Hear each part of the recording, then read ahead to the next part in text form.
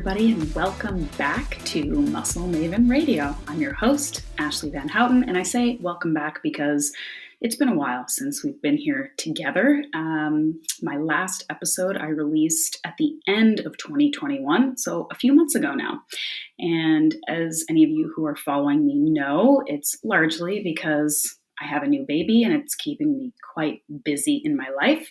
I've got some other projects going on and I just kind of needed to take a little bit of a break. But also it's a little bit because I'm doing some sort of reframing of what I think I need to do as far as my career goes.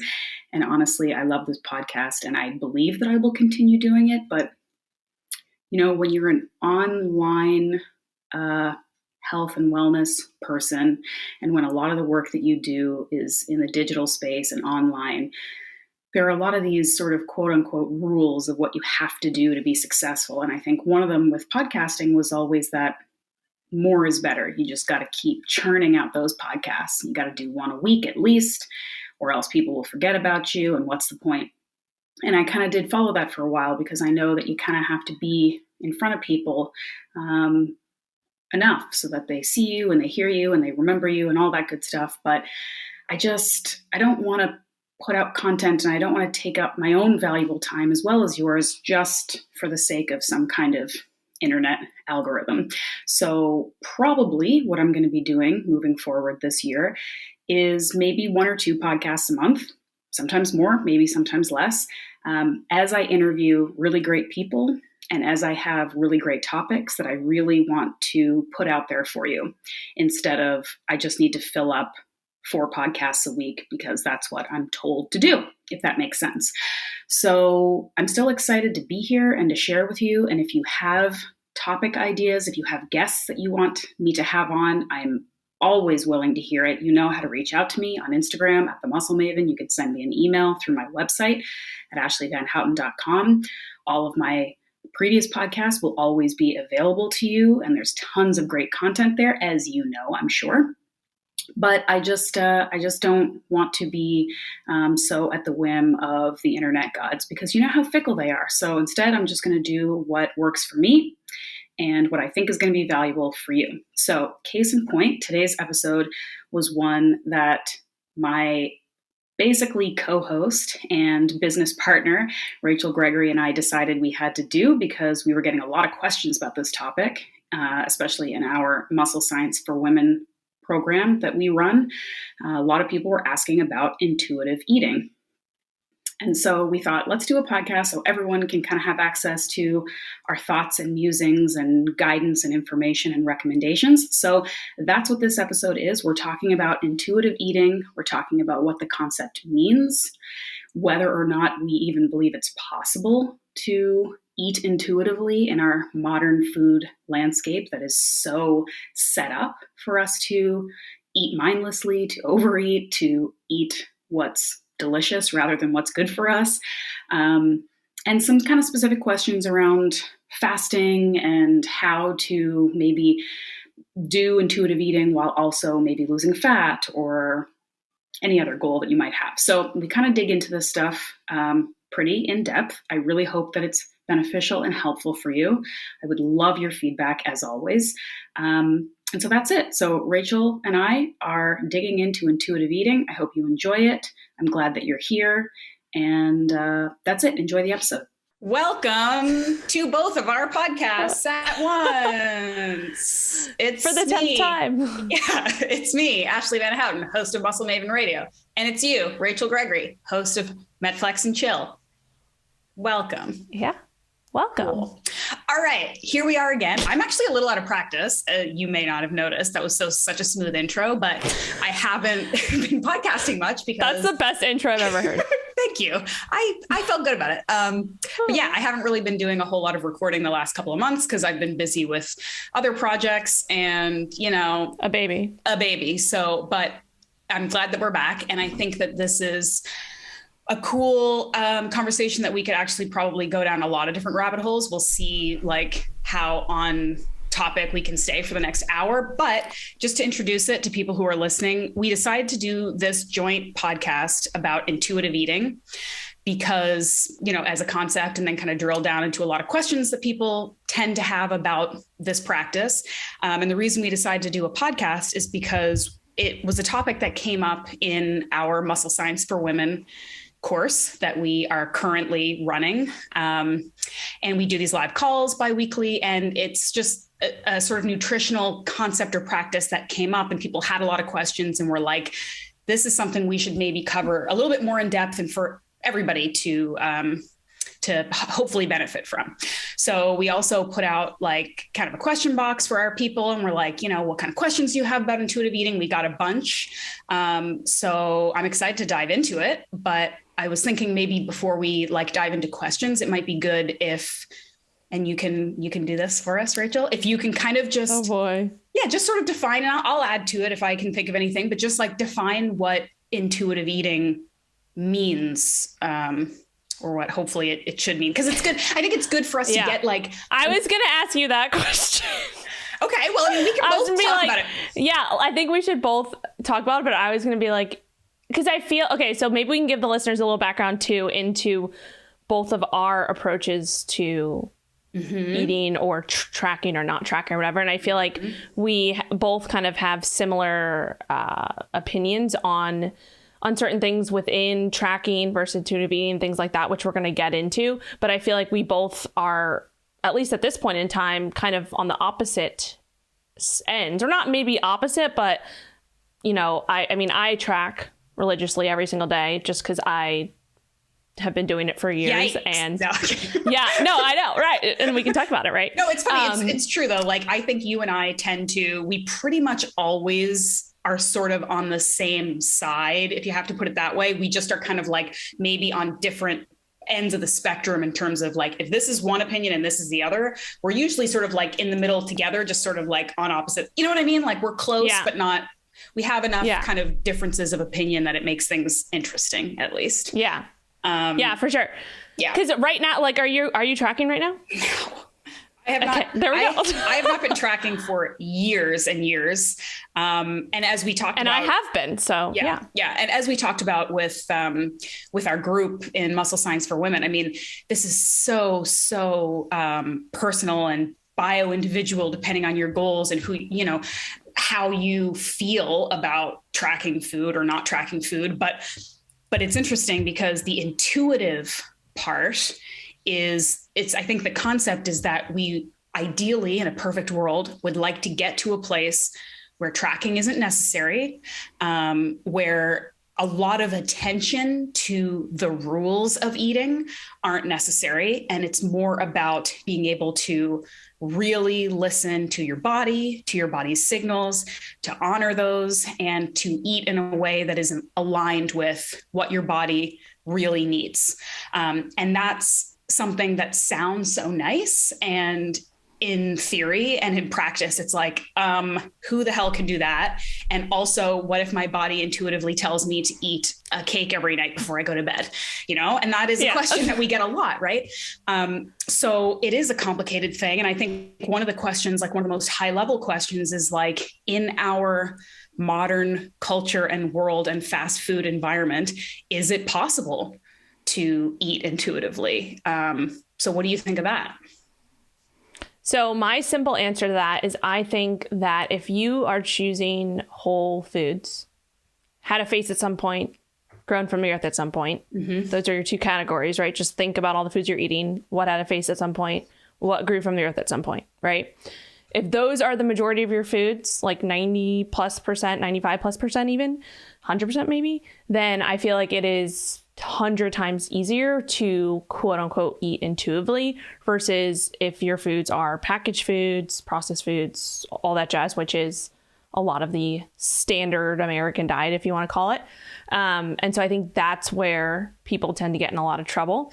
But then also realizing too that it's not just about at least in my opinion, it's not just about the food itself. It's also about the psychology behind how you react to certain foods and how also your personality too. So I think that's something that people have to realize, like where they're at on that spectrum of, you know, how much, first of all, control they have over, even if it's the amount of, even if it's, they're eating 100% whole foods, like, can you actually, you know, eat, I don't know, sweet potatoes and,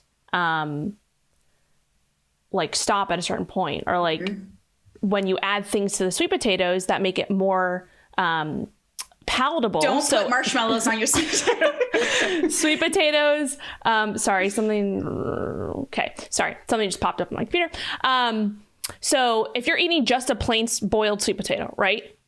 Versus eating a baked sweet potato that you put butter and maybe some cinnamon and nut butter, whatever else, nut butter and all that stuff on it to make it even more palatable. So your brain is literally like, wow, this is so good. I just want to eat more and more and more of it, obviously to a certain point. Versus if you're just eating a plain sweet potato with nothing on it, maybe a little bit of salt, that's going to be a different reaction in your brain too, right? In the way that you react to how satisfying that is or how delicious that is.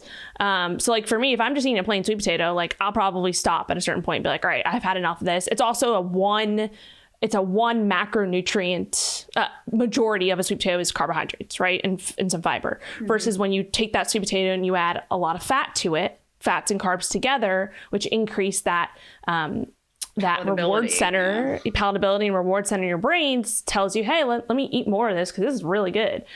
So that is, I think, at least in my eyes, like a little bit of an issue when it comes to intuitive eating, because I would much rather track, okay, this is how much sweet potato I'm going to eat with this much nut butter and this much, or butter and cinnamon, and really enjoy that, but know like, okay, I can only have this amount or else I'm going to go way overboard, right?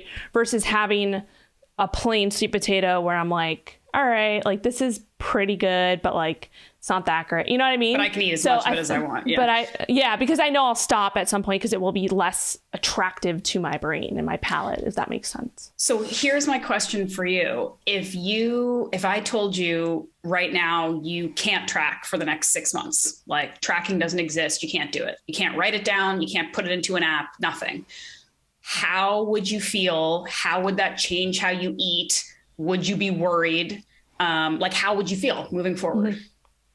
So for me personally, because I feel like I have so much education and awareness around the, like how much food I'm eating, and I've gone through a long period of time of tracking and being aware of like, okay, this is how much 4 ounces of chicken looks like. This is how much, 100 grams of sweet potato looks like, because I've weighed and measured it for years. I actually wouldn't be that concerned. I'd be like, all right, like I've been doing this for a while. Like I have that muscle memory to know, like if I can't track, if I don't have this app, I don't have these numbers, I kind of know in my head already, all right, this is how much this looks like. And so I could, because I have the knowledge and the awareness and the education, because I've been doing it for so long, I feel like I would be okay, versus someone who doesn't really know portion sizes, doesn't really know like how much protein is in this food or in this amount of food, or how much carbs or fats or whatever it is. I think that is where tracking, and that's why I personally think that tracking is such a great tool for anybody, even if they only do it for a certain period of time and then they like stop doing it and then they go to maybe intuitive eating, because they've built up that knowledge. Just kind of think about it like training. Like when you go squat for the first time, you're probably wobbling all over the place, like feeling really awkward, like really unstable, because if you put a barbell on your back or whatever, and you've never squatted before, you just don't have that muscle memory and that pattern in your brain. The more you do it, the easier it gets, right? I feel like that's this similar concept to tracking your food and your portion sizes. And the last thing I'll say on this before I let you talk, because I'm rambling, is I think that a lot of people also don't realize how much we actually eat. Like, and this is a conversation I had with one of my clients. Or for women, how little they eat. Yes. Yes. But I had this conversation with the client last week where we were talking about, I was like, all right, like I think that your maintenance is probably around 2,200 to 2,400 calories, just based off some calculations I did, her body weight, her height, all that jazz. And she was like, oh no, like that's way too much. Right. And we haven't been losing any weight or anything on the amount of calories she's eating. But I'm like, all right, let's think about it for a second. there is the foods that we're eating, like the calorie density of some of the foods that we're eating, like like nut butter or nuts and seeds. The amount that you eat for the calories that are in that is so small that people don't really realize it. And then when you go out to a restaurant and you eat a meal, people don't realize that most restaurant meals are probably 1,000+ calories. Like even if you're choosing a healthy choice, because that restaurant doesn't care about your macros, that restaurant doesn't care about your calories, they care about making your food taste good. So they're going to add fats, even if it's healthy fats, to that food. Typically it's not that healthy fats, depending on what restaurant you go to. But you're not even going to realize that. So like going out to dinner, you're easily going to smash like 800 calories of a meal, and don't even count the wine and the alcohol and then the bites of the dessert, right? So that's something that I think a lot of people underestimate how much they are actually eating for one side of things. And then there are people who underestimate or overestimate. But I feel like just from my experience, I've had more of the underestimate. So, okay, now I'm going to shut up because you haven't talked yet. Well, before I get into some questions that are like more specific to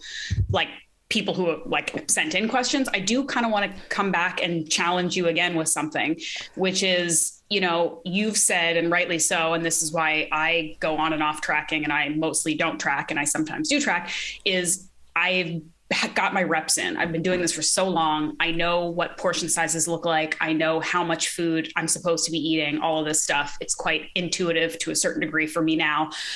So I don't need to. So my question for you is, since you have this so down and you're much more disciplined than I am at this point, why are you still tracking? You don't need to.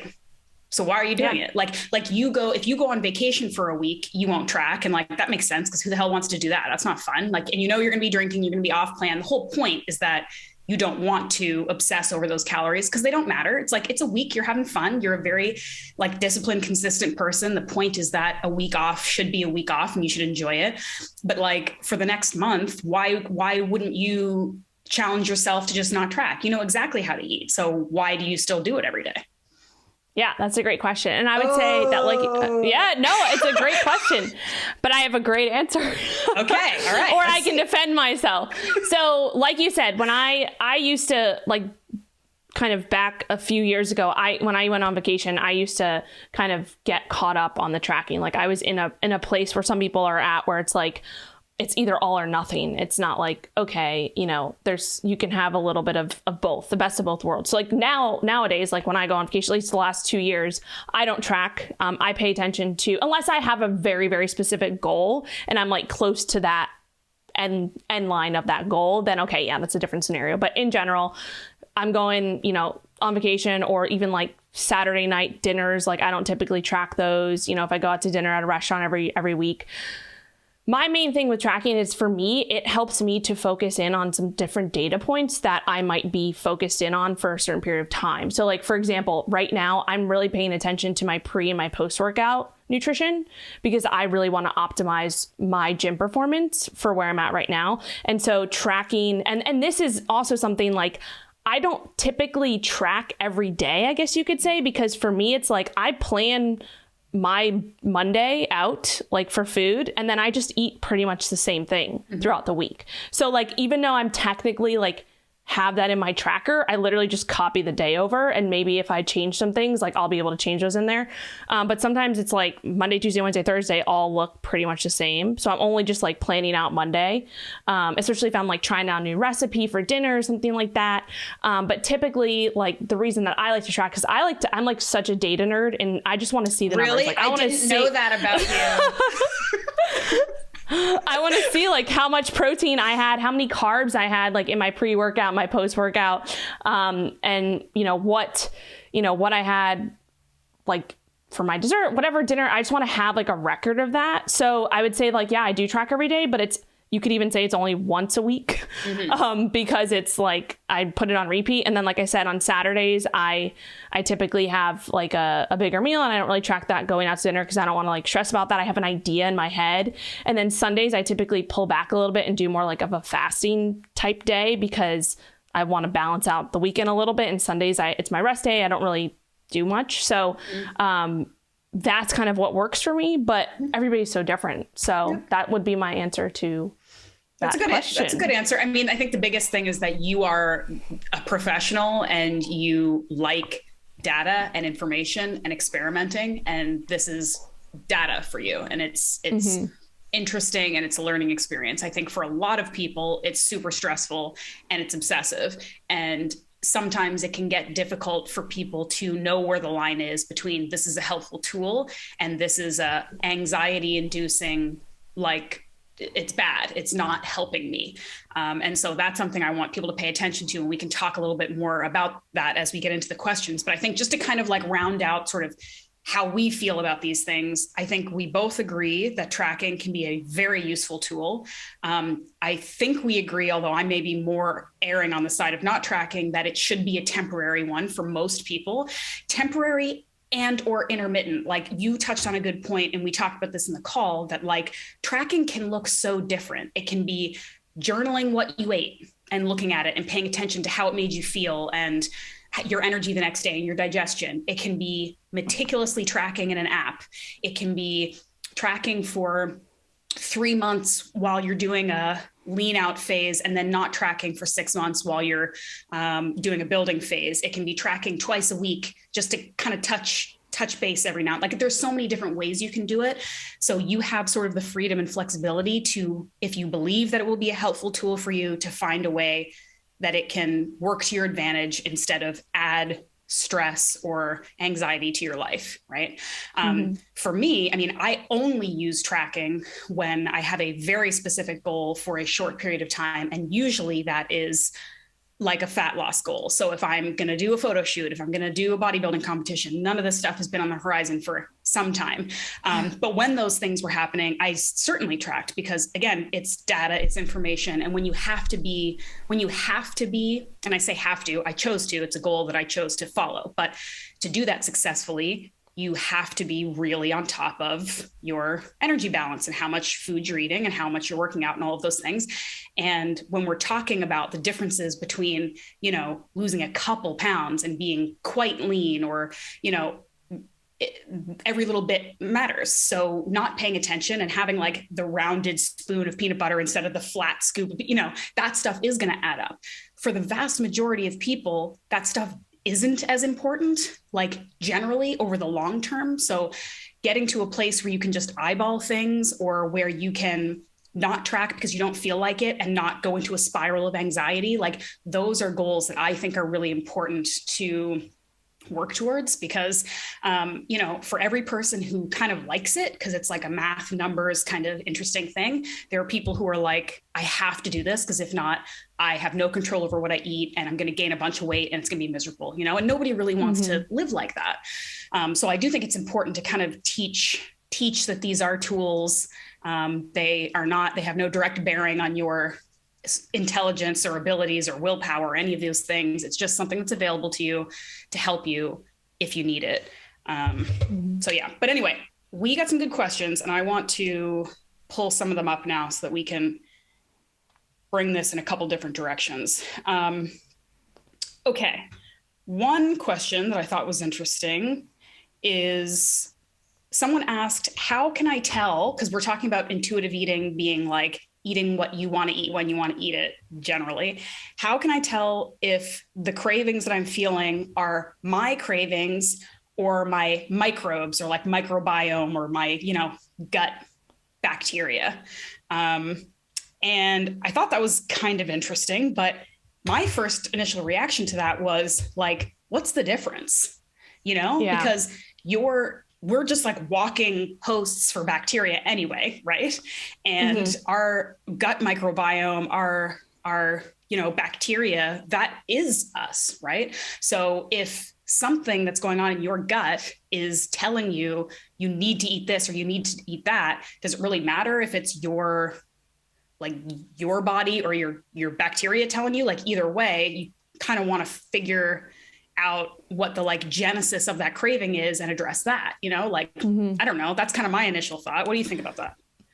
Yeah. I mean, I would probably say the same thing. I think with cravings, at least from my experience personally, and like working with clients, is like the craving side of things. When I think of the word craving, I think of more psychological and more like, okay, what's going on right now? Like, what stressor just happened that you now are having this craving for something else? Or yes, maybe you're deficient in a certain nutrient and maybe that's triggering you to want more salty foods or sweet foods or something like that, right? Maybe that relates more to like the microbiome type thing. But I mean, I agree with what you said. Like, I think that I think that's the wrong place to be focusing on. Right. It's more so focusing on like, all right, if I want to transition to intuitive eating, like how do I go about doing that in the most productive way? And what is the best kind of route to take? And I know we talked about that a little bit too, which might be helpful to talk about because we talked about that in our Muscle Informed program. Might be helpful to give some tips like how we would recommend that here. But yeah. Yeah. And I mean, I think like if somebody's worried, like, oh, maybe this is like my weird gut bacteria telling me to eat chips or whatever, like if that is a concern you have, I mean, a response that I always have to anybody who has any concerns about gut health is like, well, let's work on sorting your gut health out, because if your digestion is on point, then your bacteria is probably going to be telling you to eat the right thing. Right. So if you are concerned about gut health issues, if you feel gassy when you eat, if your digestion isn't great, if, you get bloated every time you eat something, like all of these things, like that's a whole different podcast and topic. And I know, I think I have some maybe in the archives about like gut health and stuff, and we can direct people to learn more about that. But I think that if we should always be focusing on optimizing our gut health through things like eating the right food, eating food that agrees with us, digestive support through like probiotics, digestive enzymes, things like that, getting good sleep, managing our stress, like all the things we tell everybody to do for every reason will also support your gut health. And then you don't have to worry about your bacteria trying to sabotage you because they'll be on board with whatever you're trying to do. Yeah, no, 100%. And I think one of the, and we talk about this with nutrition, we talk about this with training all the time, just overall, like focusing on the big things, like the big things that actually make the most difference, which we don't think because they're not like the cool things or the sexy things, like the probiotics and the digestive enzymes. Those absolutely can have their place. But like you said, the stress or just like, okay, I'm continuously bloated after my meals. Like, what am I doing? Like, think back, what am I doing when I'm eating that meal? What am I doing before that meal? Versus just focusing on the food. Cause I think that's something people get wrong too. Not wrong, but they get so caught up on the type of food or like dairy's messing me up, but like, oh, I'm eating this tub of Greek yogurt while I'm on the phone, scrolling through social media, standing up, like walking to something. My kids are yelling at me. Haven't had a drink of water in 6 hours. Yeah, like all of this stuff that's going on, or like I'm just like scarfing it down, not even like chewing it or whatever. But I think those are a lot of the big rocks that people tend to like miss because it's like it's common sense, but like people don't necessarily pay attention to it. I'm super guilty of this as well. So I think those are things that, tend to be the big things that people miss out on. Right. And it's like the simplest things. That's a really actually another good like lead in into how to, if people are interested in trying this intuitive eating approach, the eating environment and your behaviors are a huge part of it. It's not just, oh, well, if I eat healthy food, my body will only crave healthy food and then I'll never, eat an entire chocolate bar in one sitting ever again or whatever. It's like, yeah, if you are constantly distracted while you eat, if you are stressed out all the time, if you're eating standing up, hunched over the sink while you're, hiding from your partner or something, I don't know, whatever, all the things that we're all guilty of doing, like that's not intuitive eating, right? That's like, I don't know, maybe that's survival eating. Maybe that's comfort eating. There's all kinds of ways that we eat that isn't ideal. But if you're not looking at your food, smelling your food, chewing your food, tasting your food, slowing down, enjoying it, sharing it with people, like all of those things that we ideally would love to have around the eating experience, like, yeah, it's going to be hard to listen to your body and know what it wants when we're, again, watching like murder true crime on Netflix and shoving down whatever's in front of us, right? And not looking at it. Like, again, you can tell we're both guilty of this in different ways, but this is the kind of stuff to start thinking about. And you don't have to be perfect tomorrow. Like, none of us are. It's the same with like trying to improve your sleep hygiene and your sleep environment. It's like, just practice things like, if you don't want to be so beholden to your tracking app, or if you don't want to be so at the whim of your cravings, start thinking about this environment and practice around eating. Start thinking about sitting down and putting your phone somewhere else and looking at your food and taking a deep breath before you eat and all that stuff. That it sounds a little bit like over the top, but it might actually really improve your experience, and also things like your digestion, because you're actually paying attention to and thinking about what you're eating. Yeah. 100%. I think all those things made a lot of sense. I think I do want to hit on just some tips, because I know, like, if I were listening to this podcast, like, and I saw like intuitive eating, which I'm sure we're going to probably call it something like that, I'd be like, all right, well, like, I've been tracking for a while and I'm looking to transition into intuitive eating. How do I do that? Like, what are some tips for that? And I know we talked about this before, and I can give like just a few tips, and maybe you can give some tips, and we can just kind of like talk about a few of those. Cause I think that's one of the, like, the transition part is the scariest part for a lot of people. And I think, at least when I'm working with clients, the biggest thing that I recommend is taking it in, like, not taking that all or nothing approach, right? It's like, okay, I've been tracking 7 days a week, for a year. And I want to now, like, I was in a fat loss phase and I've now hit maintenance, and I've been at maintenance for a while, and I've kind of, re-solidified maybe my new maintenance or whatever it is. And now I want to start intuitively eating. I think that at least my approach is to take it in chunks. So, like, start off by, okay, taking, one meal out of tracking and just eat what you usually eat, don't track it, or just eat how you would eat if you were tracking for a day, and do that and see how it is, and maybe track afterwards just to kind of see if you're on point there. Taking, like I did, being aware of, if you're going away and you want to enjoy that vacation, like, just being super mindful of your choices, versus getting very diligent on, or very, very specific on getting caught up in the numbers and things like that. I recorded a podcast on, like, the different tiers of tracking. And so I like to reverse back through those. So, like, if you've been tracking all of the macros and calories for a while, okay, why don't we just track protein and overall calories and see where we're at there? Because we know protein is very, very important. And then, okay, let's maybe we do that 5 days a week, and other 2 days of the week, we're just intuitive, right? So it's kind of just like working your way back. And then eventually you can get to a point where it's like, all right, I'm just eating, normally how I did for the last year. I might just not be tracking it, right? And then, like you said, every once in a while, and we talked about this, every once in a while, go back and track, like, okay, 2 weeks, I've been eating pretty, how I've been, normally eating. And then maybe I'll go back and track one day just to kind of test where I'm at. Right.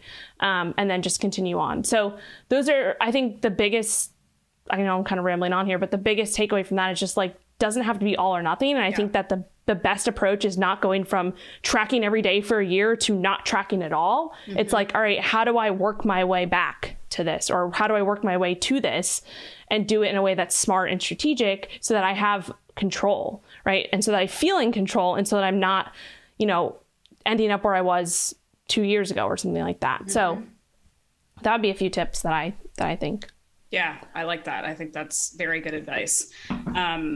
This isn't really advice so much as just sort of something to consider, because it's an experience that I went through in the last couple of years when I, was the opposite of paying attention to my diet for the first time in my life. Because similar to you, like, I've always had fitness goals. I've been in this industry for a while. I usually pay pretty close attention to what I eat. And when I got pregnant, and then, I'm still in this postpartum breastfeeding period and all that stuff, all of it went out the window on purpose, because I knew that it was not necessary or probably in my best interest to track calories, because I didn't know what my new body doing all of this work would necessarily need. I just knew it needed more. And I also knew that it was, like, the only time in my life that probably intuitive eating would come quite easily to me, because your body just, like, the hormones and the cravings and the things it's telling you to do or not do, it sends very strong signals. So I was like, this is the time to not be paying attention to how much I'm eating, what I'm eating, whatever. Like, I'm still going to obviously eat healthy food, but like, I don't give a shit how many carbs I'm eating. I don't care how many calories. It doesn't matter. And what was really cool for me was realizing that it's like getting rid of this fatalist perspective around, if I do let go of control and the tight rules I have around what I think I should be eating, is the world going to fall apart? And a lot of people think it will. And sometimes, you know, depending on our relationship with food, it can, but in a lot of cases, it's just not as bad as you think it's going to be, right? And so I encourage people to, and I know there's a lot of anxieties and I know that there's a lot of fear around giving up control, but I do encourage people to maybe even do some like negative visualization. It's like, if your tracking was gone and you couldn't do it, like, what would happen to your life? Like, would you fall into a pit of despair and say, well, because I'm not tracking, calories don't matter, I'm going to go eat 5 bags of chips? Like, maybe, but like, probably not. Probably you could still kind of figure out some other tools or behaviors or, you know, things that you could put into your daily life that would like help you create some routine and control and feel good and all of those things. And I think, again, just for me realizing, like, for somebody who did pay so much attention and who did kind of think like, oh, if I ever went off the rails, like, it would be bad. I'd just keep rolling and rolling and then it would be a nightmare. And it's like, it really isn't. Like, it's fine. You're fine. You're going to still eat healthy food and maybe you gain a couple pounds. And like, is that also the end of the world? It probably isn't. And like, just like letting go a little bit of that fear. I think we just have so much fear around losing control. And maybe if we just let ourselves like experiment with it, just dip your toe into that less control and see how it feels and be a little uncomfortable with it. And like, maybe if you do it and you play with it a little bit, you'll realize that maybe it's not so bad. And maybe you don't have to hold on so tightly. And, so yeah, because I'm just, I guess I just realized I'm like, life is, as much as, you know, I write whole books about like what I think people should eat, but I also am just like, at the end of the day, like, life is short. You got to do what makes you feel good. I don't want to look back at my life and think like I was so worried about every calorie.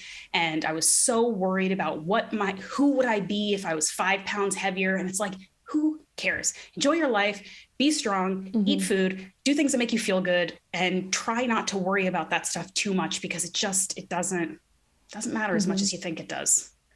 Yeah.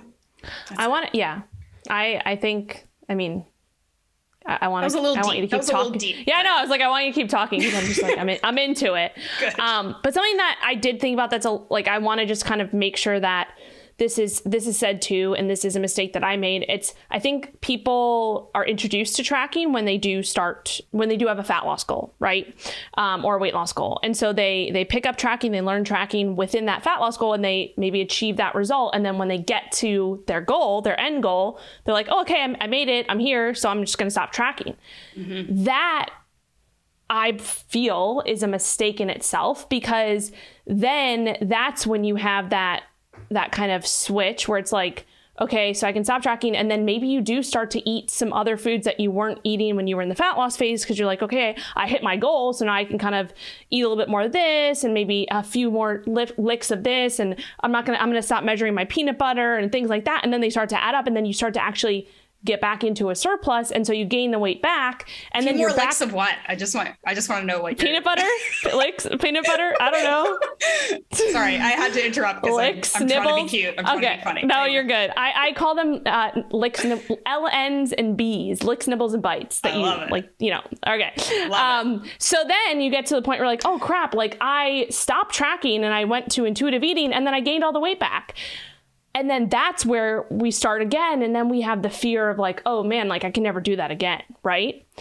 What if you hit your fat loss goal and now instead of stop tracking, you continue to track for a few months till you really balance out into that maintenance, right? And you really find a spot where you feel super comfortable and you've hit your goal, but you've been able to maintain your goal, because that's the hardest part of fat loss, is actually the maintenance part afterwards. So really the diet part of things, and this is something that I've really had a lot of different perspectives on. It's like the diet doesn't end when you hit your fat loss goal. The diet ends 6 months later when you've been able to maintain that for 6 months. And then it's like, all right, let's start to now I have all these habits built, these different food habits maybe that I didn't have before in terms of really focusing on those whole foods, those nutrition foods. So I'm really intuitive with that. And that's part of like, that's what I crave now, because I'm over the, the processed packaged chips and things like that, maybe once in a while, whatever. But like, that's not part of my everyday. I don't have that in my house, in my environment. Right. So now it's like, okay, I've been able to maintain this for a while. So now I'm going to start with it, like we said, with the intuitive eating, and maybe stop. I don't track one meal, or I don't track one day of the week, and I kind of trickle that back down, or I start to just track protein and things like that. Because then you've kind of built up this, not only the confidence in being able to maintain the results you've gotten, but but now you have more of a idea of those portion sizes that maybe you're consuming now at maintenance that maybe were a little bit smaller during your fat loss phase, right? Because we know that when you're in a fat loss phase, you're in a deficit, right? You're consuming less calories than you need to maintain. So we know that if you're looking to maintain now, you're going to increase, like we need to increase your calories a little bit, right? So I think that's one of the mistakes that a lot of people make, is that they stop tracking right when they hit their goal versus stop tracking after they've been at maintenance for a while, and they can kind of solidify that goal. And then that's where the magic happens, right? Because you're not going to rebound. You're not going to, be like, oh, I'm at maintenance, I'll hit my goal, so I can have this. Now I can start bringing chips into the house or ice cream into the house and pray that I don't think about it at 11 o'clock at night when I'm watching Netflix. Or even and it's calling my name from the freezer. Or if you do rebound or like, fall off the wagon or whatever you want to call it, you can catch yourself quicker, and it doesn't have to be this vicious cycle of, I'm so strict, I'm eating like it's my last day on earth, and then I feel like shit, and then I'm doing this again, and I'm doing that again. It can just be like, most people are like this. Most people are like, oh, I'm kind of on a roll, and then I go on vacation for 4 days, and then I'm like on a roll again, and then I do this, and then I do that. Like, that's what life is. Life, ideally, that's what life is. It isn't like, I am the most strict person in the world forever, and like, oh, I go on a bender for a week, and it's like a nightmare, and Yeah. Some people might like to live like that. That's a whirlwind for me. I'm not sure if I'm into it, but okay. Yeah. So here's a question. So how to trust that your body knows what it needs and is telling you what it actually needs and what it wants, because this person, and we can all relate to this, says, sometimes my intuition tells me to eat 3 pieces of cake. Is my body telling me the right thing, or what? Yeah. Yeah. I mean, I'm just going to say that's where I think the intuitive side of intuitive eating can be a little misleading in that regard, because like and how you define it too, right? Because like, and the way that our environment is right now and our food industry is right now, like the way that they manufacture these foods to be so hyperpalatable and literally change our brain's chemistry to want to eat more of them when we start to eat them, right? Like Cheetos or like Doritos. I don't know why I'm thinking of all those Cheetos, Doritos. Cookies. Yeah. Cookies. Everything. And I think that's just like something that, again, it goes back to what I said in the beginning. Like if you're eating 100%, 95% whole foods most of your like week, that's what your diet is. And I think it's a lot easier to intuitively eat versus if you have chocolate cake sitting on your counter every single night. Like I'm going to eat that chocolate cake sitting on my counter. Yeah. I mean, one thing I want people to hear explicitly, because I think sometimes people still feel like it's like they're alone. It's just them and they're the only one who sucks and doesn't have willpower. Like I will never be somebody who can eat 1 piece of a chocolate bar or even really 1 cookie. I will never be that person. And I don't think that I've ever had like diagnosed like binge eating issues or anything like that. But when I was in my like bodybuilding, like eating much stricter phases, and I was restricting and I was having whole categories of food that I wasn't allowed to eat until I will eat really unhealthy amounts of that food. And I could eat healthy, like good, nourishing, the way I'm doing now, without tracking, without being restrictive. And I could still have a lot of problems regulating that kind of food. I will always be like that. It doesn't, healthy people who know better still overeat that shit.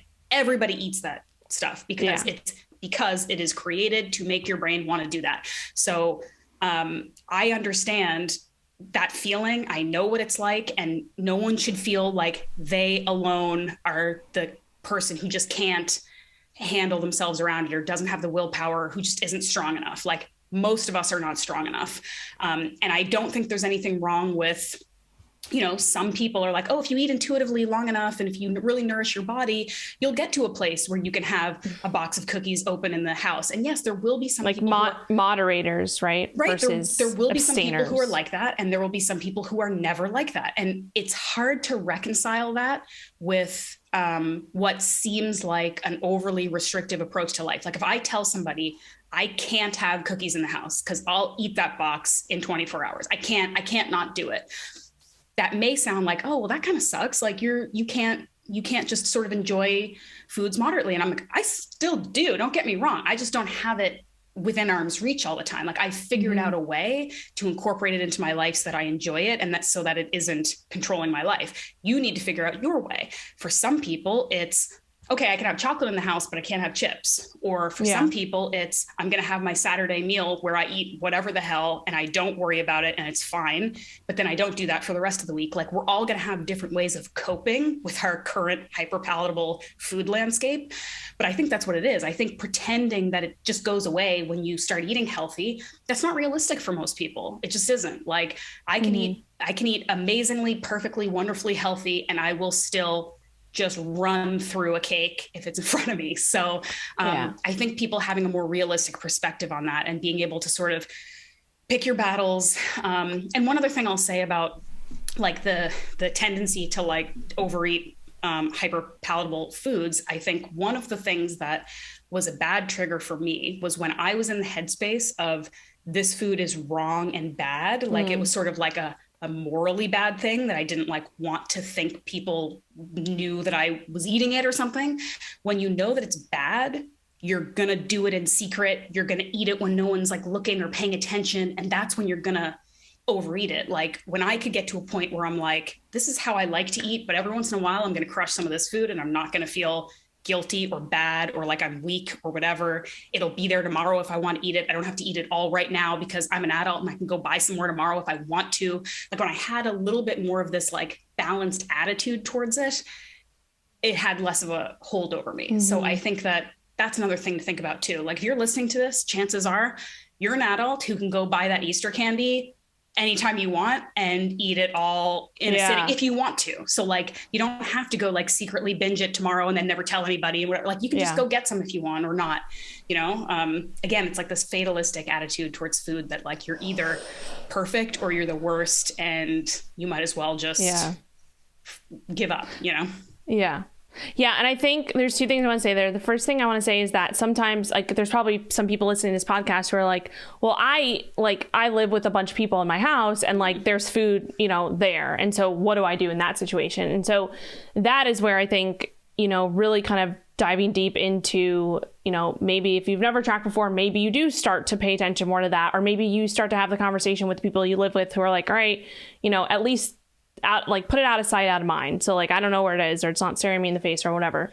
That's something that everybody has those different situations. And those are things that you have to realistically work through and really have that conversation, whether it's with your significant other, or if you're, you know, buying certain foods for your kids and you're like, oh, well, like my kids can have it because they're young and they're running around and stuff like that. But like when it's in the house or when I'm preparing it for them, like I take that lick, nibble and bite, and then those add up over the course of the day. And then when they're asleep at night and it's 11 o'clock and I'm having those nighttime cravings, I go to the cabinet and have, you know, some of the kids, whatever, chips and whatever. That is a conversation and something that you have to really start to be aware of. And like, okay, maybe you stop buying those foods for your kids and you swap things out and realize that like those hyperpalatable foods, even though they're kids and they're running around and, you know, that's fine. Maybe it's something that's a treat or a once in a while thing. Maybe it's not something that's in your environment every single day. Right. Mm-hmm. The other thing is you were talking about kind of what I like to call the scarcity mindset. This is something that I struggled with for a while. Like years ago when I would, be super on point, and then I would go to an event and there'd be like a buffet, or I'd go to like a friend's house for dinner and there'd be a bunch of desserts and things like that. And I'd have that scarcity mindset. I was like, oh man, like I never have this. So like, I'm going to eat all the cookies. I'm going to eat all this and all that. I'm going to get like 5 plates at the buffet because I have that mindset. Like, this is the only time it's going to be here. Mm-hmm. And so that for me, the thing that got me past that, and I will say like, sometimes I definitely revert and like there's, during the holidays, all that jazz, but the awareness piece of that and the mindset and really, really working on the mindset side of things and like doing meditation and shit that like I would never have done in the past, that helped me to become so much more aware of that. And then thinking through that, like, okay, I'm going to this buffet. This food is here. I could literally go and buy this any day of the week that I wanted to at the grocery store. Mm-hmm. Like I can go buy a box of cookies whenever I want. I don't need to eat the whole box or plate of cookies at this buffet. And so switching that scarcity mindset to like the abundance mindset and like, okay, I can have this whenever I want. Then it's like, it flipped that switch for me. It was like, I'm not going to go eat this thing of cookies because I know I'm going to feel like shit afterwards from both a physical and a mental standpoint. Mm-hmm. So that is where putting the work in for the mindset and the personal, I was going to say personal development, but like the mindset side of things and the awareness side of things, that might be the place where you need to start working on versus focusing on macros. Like start focusing on where your mind's at. Yeah. Start focusing on your awareness, because then that's going to build the good habits and build that, or take you away from that scarcity mindset. Mm-hmm. So rambled over. No, I love it. I think, again, we're both very much on the same page with that. And I think it's good that people know, like, not like either of us ever pretend or try to portray ourselves as perfect at all, but like we've all been there and we've all experienced all of these things. Nobody's unique or above it. And it just takes a lot of self-work, right? Like you said, reflection and meditation and thoughtfulness and experimentation and being like good to yourself and giving yourself a break and like all of these things. It's a process. I have one more question that I think we should cover. And then maybe if there's some other stuff we do like a part 2, but I thought this would be useful is the question was how to start listening to or recognizing hunger signals if you are deciding to try this intuitive or just eating on your own when you have tracked for a really long time. And it's interesting that I think we can expand on what we talked about in the Muscle Science for Women program, because we did talk about this. It's sort of linked to fasting a little bit. And maybe that's another podcast, because we do get a lot of questions still in the like cohorts about like fasting and whether it's good for women who are strength building, all of those things. But one of the kind of interesting things that came out of that conversation, because a lot of people in our health world that talk about fasting or intuitive eating or just like eating real foods, there's very much this like narrative of when you're hungry, when you're really hungry, eat, and otherwise don't. And you'll know it when it comes and all that stuff. And I feel like a lot of women hear that and think like, that doesn't sound like me. Like I don't actually know when I'm really hungry, or if I decide to fast or wait until I'm really hungry and then I'm starving and then I overeat. And it's this, so there's a lot of confusion around, again, it sounds simple, like when you're hungry, eat, but it's not always that simple. And so one of the things that we were advising was for some people, waiting until you're hungry isn't actually always the best plan. And the answer isn't, the reverse isn't to force feed and eat when you're not hungry. It's to maybe have a more like set schedule of eating times. And again, that's like not popular in the like intuitive eating world of like, you don't have to have 3 meals a day. And like, no, you don't. You could have 1 or 5 or 2 or whatever, however many you want, but like set it up to make sure you are nourishing yourself. Because a lot of times, if women especially, I think maybe it's because of the hormonal complexity. Like if we wait too long, we may get hangry, we may overeat, we may skip eating all together, and we're like losing our hunger signals, and then we're under eating. Like there's a lot of things that could potentially be problematic there. So there's nothing wrong with, like I eat breakfast. I love breakfast. I eat breakfast. I'm usually hungry in the morning, but I have found again through like the last couple of years with all the other things going on in my life, I still eat breakfast, even if I don't wake up ravenous, because I know that my day's about to get busy. I know that I'm going to be hungry. I know that I'm going to need energy to get through to the next meal. So even if I'm not starving, I go downstairs and that's part of my routine. I make my breakfast, nice, like high protein breakfast, and I eat it and I feel good. And I'm not trying to force a huge breakfast. I'm not trying to, but that works for me. And then I know I always have this one good, healthy, high protein meal down the hatch, no matter what happens for the rest of the day. So again, rambling answer, but I think one thing for people who are like, I'm worried about like, how do I know when I'm hungry? How do I listen to my hunger, like symptoms or signals? Like maybe one way to ease into it, as you were saying, like you don't have to go 0 to 100, but one way to ease into it would be like when you were tracking, were you eating 3 meals a day? Stick with those 3 meals a day at the same time, pay attention. Maybe you're not starving. Maybe, maybe you are. Maybe you realize after a couple of weeks that you could push that breakfast a little bit because you're not hungry yet. Or maybe you want to fast and you eat dinner at 3 p.m. some day. Like you can figure it out, but like have some plans in place. Don't just try to wing it after the fact and then you're scrambling and stressed out, Yeah. Yeah. And that's something that I totally like forgot to mention that as one of the strategies that I use as well is the meal timing and like being consistent with that. Cause we did talk about that in Muscle Science for Women, like our hunger signals and our circadian rhythm starts to align with our meal timing. So if we can get consistent with those, like if you, like you said, you eat 3 meals a day, maybe you have 2 snacks, do that, continue doing that, but make it consistent day to day. Don't eat 2 meals today, 4 meals tomorrow, go back and forth, eat at 9 o'clock in the morning and then 1 o'clock, the next day. Stay consistent with that, right? Even if that means eating breakfast, or for me, I like to have my coffee and then I eat breakfast around like 10-ish, but it doesn't have to be like, okay, it's 10:01, crap, I need to go eat. It's like, all right, maybe you have some, like for me, I recommend like ballparks of times between, a half an hour period, between 8 and 9, 12 and 1, 5 and 6, 8 and 9 at night is your nighttime snack. It doesn't have to be like, oh my God, it's 10:01, I have to eat right away. But if you're going back and forth each day, your body is like, the signals are going to be a little bit screwed up because your circadian rhythm is not just your sleep cycle, it's also your feeding cycle, right? And so your body gets accustomed to that. And so that's a huge tip, in terms of if you're looking to go towards intuitive eating, that could be just one thing you do. Focus on eating at the same time every day and stay consistent, because your body's going to start to recognize that, and it's going to make that easier. So yeah, I like it. I mean, I think just to kind of close the loop on this conversation, and I, of course, as always, would love for anybody who's listening to, if you think we didn't answer your questions, if you have more questions now, reach out to us. That's the whole point of why we're doing this. But I think that, again, the answer, and this is why we created Muscle Science for Women, because it allows us to go through an educational and also troubleshooting process with a group of women, is that there is no one answer. There is no yes, intuitive eating is possible and it's always good and that's what you should do. Or yes, everyone should track all the time because it's just smart and you've got the answers.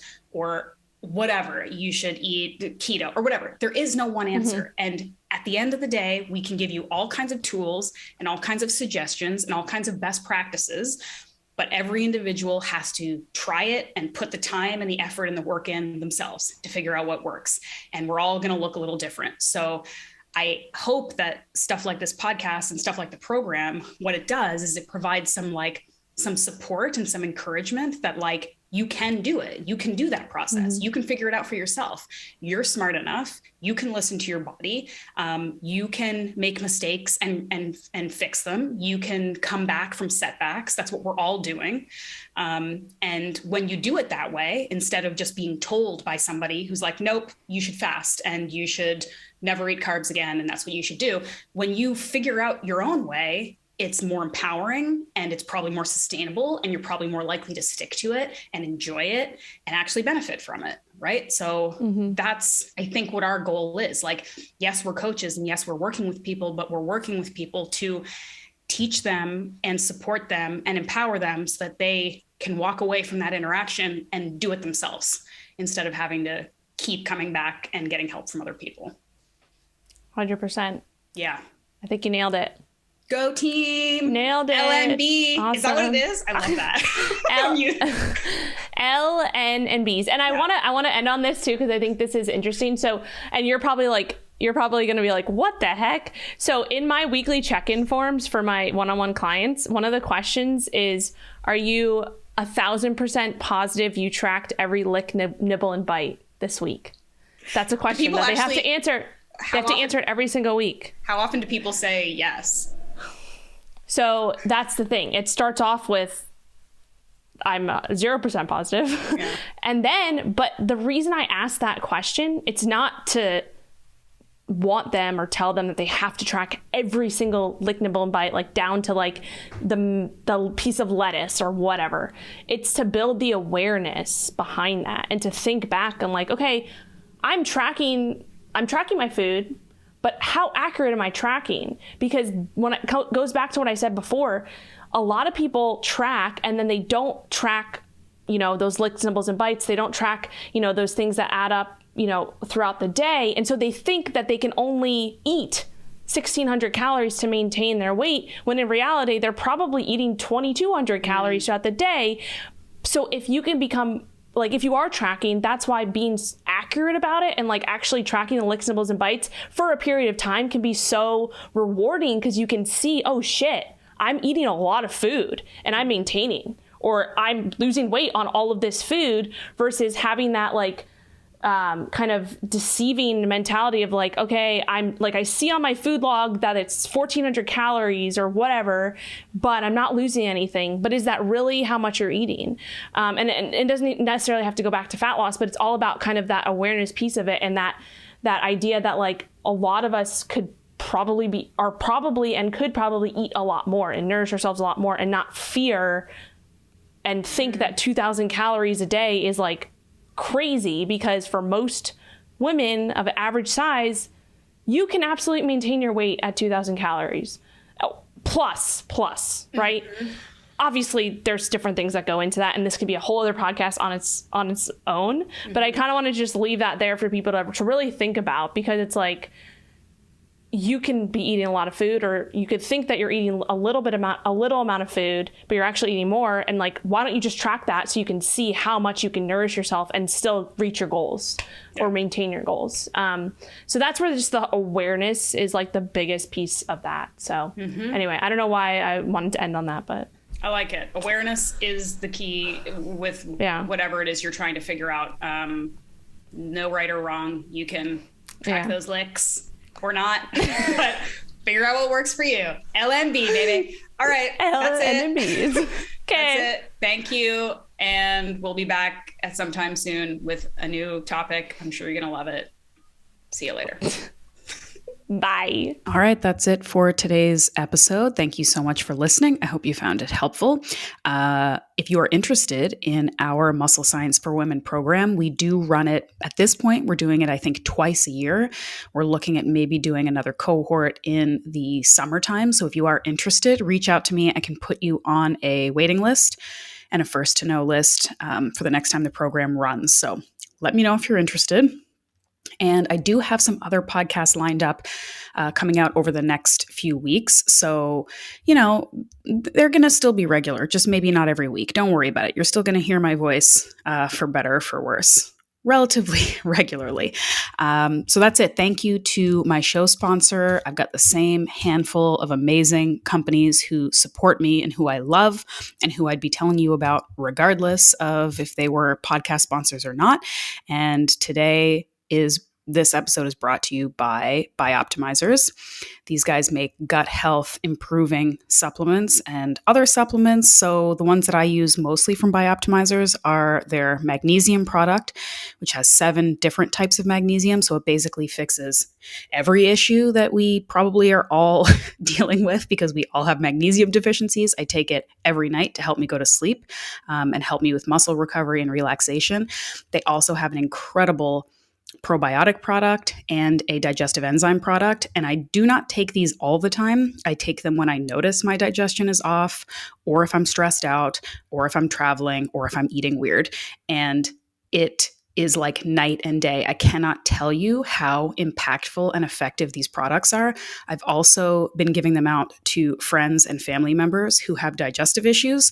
And I know that this isn't just about like give you a supplement to fix your problems. Like there are usually root causes to this digestive stuff that goes deeper, but the benefits I have seen from my friends and family who are taking these products, it's like crazy, like really, really nuts. I cannot recommend these products highly enough. So if you want to learn more about them, reach out to me. I can help answer your questions.